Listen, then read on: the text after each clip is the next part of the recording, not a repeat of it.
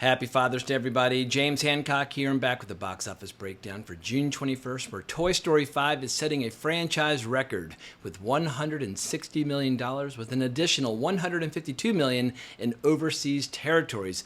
The big question now is, to what degree will Minions and Monsters steal that audience starting on July 1st, but I suspect this movie is going to quickly sail to $1 billion.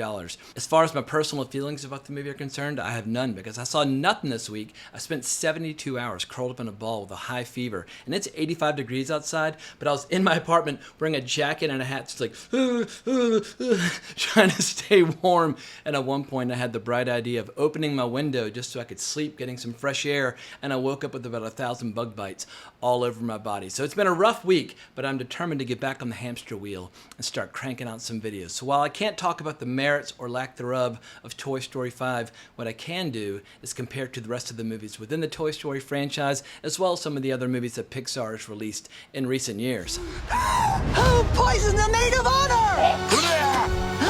Bonnie, there's a package for you. Oh, thank you, thank you!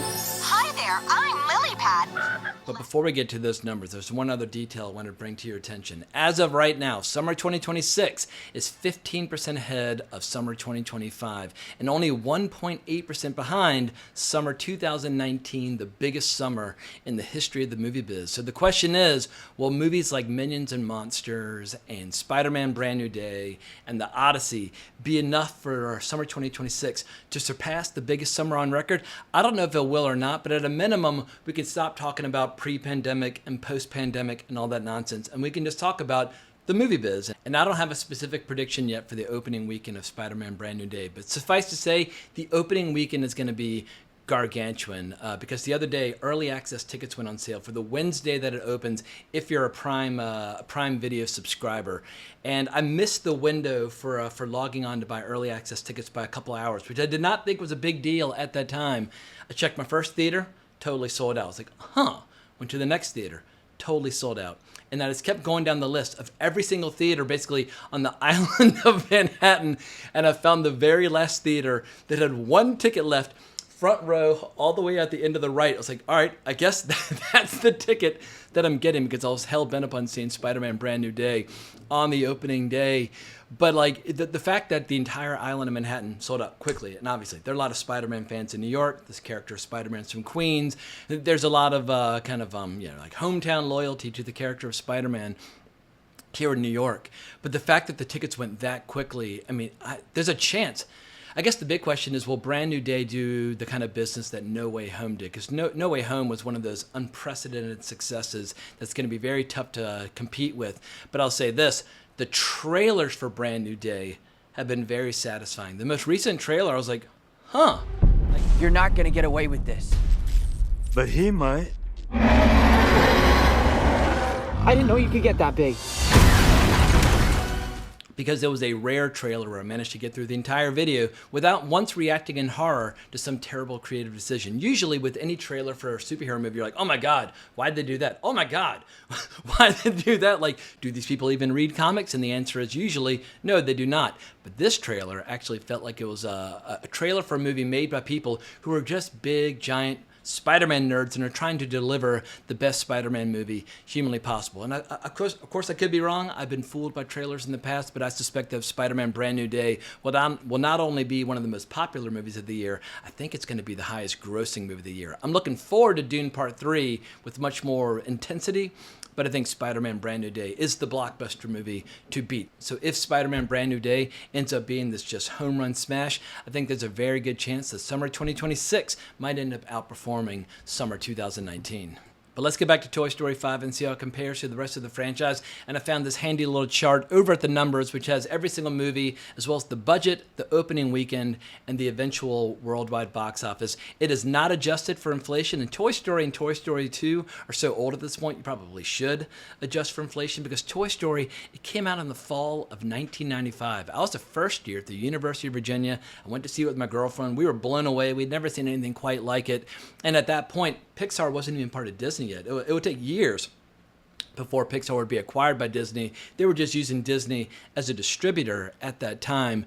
But in like the year or two after that, for whatever reason, and this, if you have kids watching, cover their ears, But it became one of those movies that people would take drugs and watch. And I had a copy of it on VHS in my fraternity as a second year. And people would come to my room and be like, dude, we're taking shrooms tonight. Can we borrow his Toy Story? I'd be like, sure, take it. But people just fucking loved Toy Story. It just took off like a rocket. But that movie at that time was made for $30 million. It opened to $29 million, and then it ended up grossing $375 million worldwide. Not bad for 1995. Toy Story 2 in 1999 was made for $90 million, and it ended up grossing $511 million worldwide. But with Toy Story 3, that's where the franchise really started to take off. It had a production budget of $200 million, but it grossed $1,068 million worldwide. Not bad. And I only saw that movie once in the theater, but I will never recover from that furnace scene where they're all like in a line, holding hands, just accepting their fate. I mean, I'm getting goosebumps even remembering it. I was like, this is way too powerful for a kid's movie. It was overwhelming. It was insane. Compare that to Toy Story 4, where I cannot remember a single shot or a single scene. That movie did very well. On a production budget of $200 million, it made $1,071 million. But in terms of lasting cultural impact, Toy Story 3 was a genuine bona fide classic. Whether or not Toy Story 5 will be regarded the same way, I really can't say. At some point, I'll have to see the movie. And we have one movie in the Toy Story franchise that was such a bomb, I forgot the movie even existed. Lightyear from 2022, which had a production budget of $200 million, which only grossed $226 million worldwide. Holy smokes. And I never even saw Lightyear. I remember there was some culture war stuff surrounding it at that time, the details of which completely, totally escaped me, but I imagine that's one of those movies that the fans would like to forget, Disney would like to forget. So let's just get back to Toy Story 5. But it's off to a really healthy start, and I think there's a very good chance that Toy Story 5 might end up being the highest grossing movie of all the Toy Story movies. But the big question now for Pixar is, will they ever be able to invent a new franchise that'll be as popular as Inside Out or Toy Story or any of their big recognizable IP? I really have no idea, but over the last couple of years, they've tried with movies like Hoppers and Elio, and a lot of these movies have just turned out to be total, complete box office duds. I mean, just last year in 2025, Elio was a huge bomb. Its final worldwide box office total was $154 million. So clearly something's gone wrong over at Pixar when it comes to generating new stories, new IP. But when it comes to franchise management, they recognize that people still love the Inside Out franchise. People still love the Toy Story franchise, but they can't just keep making Inside Out and Toy Story movies or possibly Incredibles movies until the end of time. At a certain point, they have to try to reclaim that spirit of creativity and originality which defined Pixar for basically like the first 15 years they were around, because here were the movies they released in that time. They went from Toy Story to A Bug's Life, Toy Story 2, Monsters, Inc., Finding Nemo, The Incredibles, Cars, Ratatouille, WALL-E, and Up. A lot of those movies are original, and not only are they original, they appeal to people of all ages. They weren't necessarily kids' movies. What made Pixar cool early on was that whether you were 85 and mean and cynical, or 5 years old and like full of awe and wonder, everybody could enjoy Pixar for their own reasons. But nowadays it seems like Pixar is more or less content just to make animation geared toward a very young sensibility, but there's plenty of competition on that front. We just saw K-pop Demon Hunters stay in the top 10 at Netflix for a year, which I don't think any movie had ever done that before. And of course we have Illumination over at Universal, with their own franchises making animation for kids. And I guess the soul-searching question Disney and Pixar need to ask themselves, should Pixar as a brand aspire to more than just being yet another studio making animation for kids? I would argue yes, but that's a decision they'll have to come to on their own. But let's have a quick look at some of the other movies in the top 10, because there are two that I was very eager to see, but as I mentioned before, I was sick as a goddamn dog, so I did not get a chance to see either. But Neon and A24 both had movies, and I'm always fascinated by the rivalry between Neon and A24 because they're the two biggest companies here in New York. They're incredible. They both stand for taste, but they're also continuing to grow, and they're always competing for awards. I just think it's interesting watching the evolution of both Neon and A24. And I think the fact that they're both based here in New York, it's like iron sharpens iron. It's always healthy to have a rival like right down the street that's making similar movies to you and trying to acquire similar movies. And I just feel like it makes both companies kind of aim higher. But I don't know if we can describe either movie as doing particularly well, because Leviticus opened to $3 million and Death of Robin Hood opened to 2.5. Leviticus is probably the better success because it doesn't have any stars, whereas Death of Robin Hood, it's a Hugh Jackman movie, so they were probably hoping for a much bigger return. They were probably hoping for a movie more like Logan as opposed to this, but I've heard with Death of Robin Hood that at the beginning of the movie, there's some ferocious violence, but then the movie just falls off a cliff, and it's just kind of bleak and grim and depressing and not a lot of fun to watch. But I will see it at some point just because I'm obsessed with movies about Robin Hood. Because whether you're talking about Douglas Fairbanks in the 1920s or Errol Flynn in the 1930s or Sean Connery in the 1970s, I will watch any movie about Robin Hood, good or bad. So I will definitely see it at some point. But I would guess that A24 is pretty disappointed in these results. But as far as Neon and Leviticus is concerned, under normal circumstances, you might say this is business as usual for an obscure horror movie being distributed by Neon, but I feel like we're in a brand new landscape because Backrooms and Obsession are still in the top 5 and doing all kinds of crazy business, and in an era where new IP and new franchises are emerging like Backrooms and Obsession that are doing extremely well, I think it's going to put undue pressure on a lot of independent horror filmmakers to deliver outsized returns, which is probably totally unfair, where they're all going to suddenly be judged by completely different criteria. But now that Obsession and Backrooms have completely changed the game when it comes to independent horror films, I feel like every horror film now is going to suffer a lot more scrutiny moving forward. But before I read Rebecca Rubin's article over at Variety, there's one last movie I want to discuss, and that's Steven Spielberg's Disclosure Day, which grossed $17 million in its second weekend, which is a 62% drop from its debut. It's been fascinating to see how Disclosure Day has turned into a true Rorschach test for different viewers out there, because there are people like myself who think it's one of the worst films of Steven Spielberg's career, and there are a lot of other people out there who are having this genuine, sincere, heartwarming experience. And I guess it all just depends to what degree you're a cynical son of a bitch. But when I saw Disclosure Day, I was like, all right, there were better car chase scenes in Duel, which he made for like $5 more than 50 years ago. And there's better sci-fi and there's better stuff about aliens in Close Encounters of the Third Kind. So what are we even talking about? Everything about this movie is subpar compared to what he's done before. But there are other people who are just finding this genuine, sincere, heartwarming message at the center of it. But let's set aside all of our opinions and just talk about the numbers, because usually with a Steven Spielberg movie that's designed to be a summer blockbuster, a movie dealing with adventure or science fiction or any form of escapist entertainment, the advantage of a Steven Spielberg movie is that they tend to have very long legs. The Steven Spielberg fan base is alive and well. It's aging, but it's alive and well. And they're very loyal, and they remember fondly the 1970s, the 1980s, and the 1990s. And usually you can rely upon these movies to play well week after week after week. The fact that it dropped 62% means you're probably not going to see the long legs that some of his other movies have enjoyed. But with all the ferocious competition coming our way over the rest of the summer, I suspect Disclosure Day is going to continue to drop off 62% week after week after week, meaning it's going to struggle to break even theatrically. So far, the movie's grossed $160 million worldwide on a budget of $115 million, and according to the experts over at Variety, it needs to cross the $300 million mark to break even theatrically. If it keeps dropping 62% week over week, I don't think it's going to get there. So while I can appreciate there's some fans out there who love and adore the movie, there are plenty more people like myself who thought the movie was incredibly disappointing, that had nothing new to add to the subject it was exploring. The audience should never be ahead of your movie. The movie should be ahead of the audience. The audience should be playing catch-up. But I felt like the movie was playing catch-up with the audience the entire time, only to arrive at a conclusion where the kindest way I can describe it is that it was completely, utterly childish. But I think it's time to switch over to the article, because I quite literally just swooned and suffered from like a dizziness spell. I think I'm not entirely over my fever from earlier this week, so let's just dive right in to Rebecca Rubin's article titled Box Office, Toy Story 5 scores year's biggest debut with $160 million, shattering franchise opening weekend record. Kids these days might prefer tech to toys, but Woody, Buzz Lightyear, and Jessie still got it. Toy Story 5 ruled over the box office with $160 million from 4,425 North American theaters, landing on the higher end of expectations while securing the biggest domestic debut of the year over Universal's Super Mario Galaxy movie, $131.7 million. The animated sequel also ranks as the largest start in Disney and Pixar's beloved Toy Story franchise, supplanting the record set by 2019's Toy Story 4 with $120 million.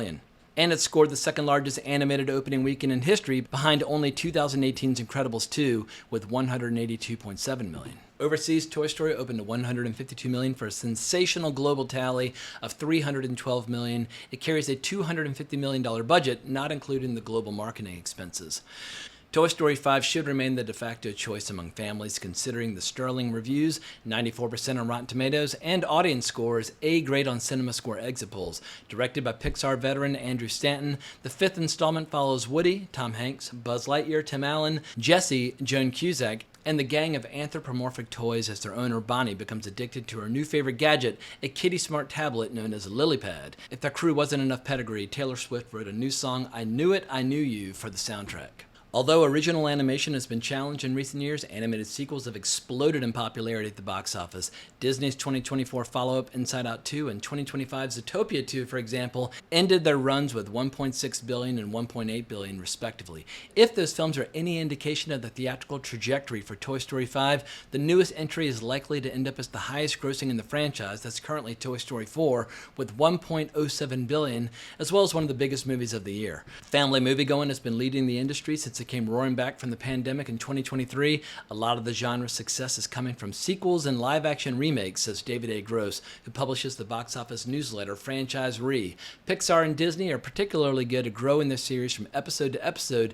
It's extremely impressive. In distant second place, Steven Spielberg's sci-fi adventure Disclosure Day added $17 million from 3,824 locations, a sharp 62% drop from its debut. Although not catastrophic, that kind of decline suggests the film isn't resonating beyond the core demographic of older males who grew up on Spielberg's vast filmography. Younger generations, meanwhile, have been gravitating towards offerings from Gen Z filmmakers like Curry Barker's Obsession and Kane Parsons' Backrooms. So far, Disclosure Day has generated $78 million domestically and $82 million internationally, bringing the global total to $160 million after 2 weekends of release.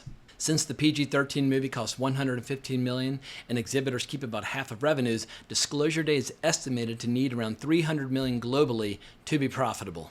Obsession, now in its 6th weekend of release, was surprisingly not far from Disclosure Day on box office charts, with $14.2 million from 3,053 theaters. Those ticket sales were down just 25% from the prior weekend, marking another scant decline for Focus Features' low-budget horror sensation.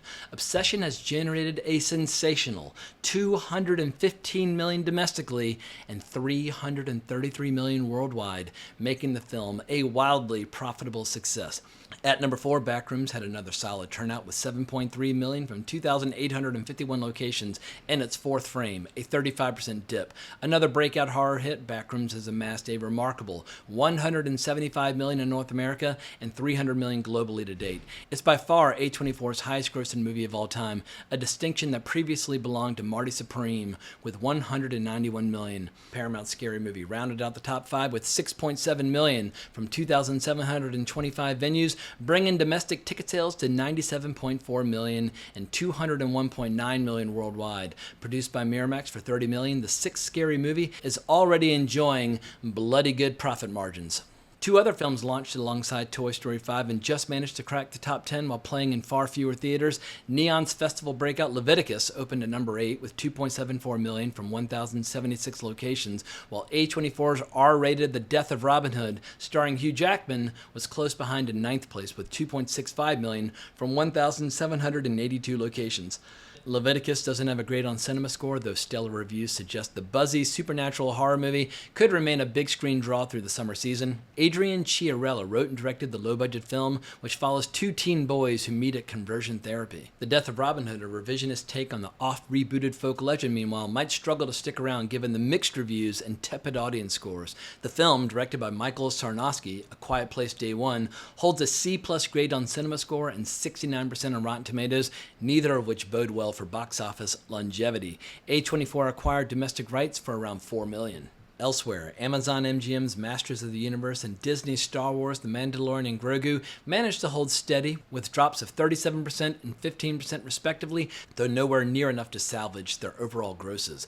Masters of the Universe will leave theaters as one of the year's biggest bombs. The adaptation of the 80s Mattel toy has added $5.6 million from 2,517 venues in its 3rd weekend, bringing revenues to $56 million in North America and $101.9 million worldwide against a $200 million million budget. The Mandalorian and Grogu, a spinoff of the popular Disney Plus TV series, isn't quite as big a dud, but doesn't instill a ton of confidence in Star Wars as a cinematic property. The film dropped to 7th place with $3.9 million in its 5th outing. The space opera spinoff has earned $172 million domestically and more than $320 million globally against a $165 million price tag. This summer is poised to be the biggest post-COVID season thanks to sleeper hits as well as new installments and reliable franchises.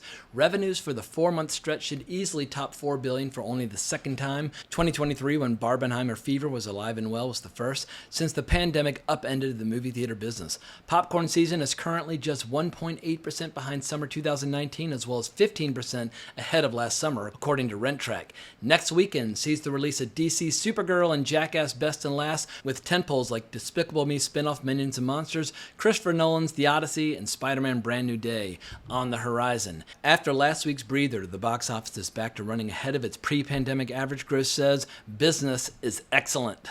So coming up this week, we have Supergirl as well as the new Jackass movie. Very fired up for the new Jackass movie. I've seen the first 4 movies many times over. Absolutely love those flicks. They make me just laugh like fucking hell. I suspect this actually will be the last one. They said the 3rd one was going to be the last one. Then they said the 4th one was going to be the last one. But I think this time they mean it. As far as Supergirl goes, I've been reading the comic on which it is based. Supergirl Woman of Tomorrow by Tom King. Trying to get prepared, but I suspect that Supergirl is going to underperform for a variety of reasons.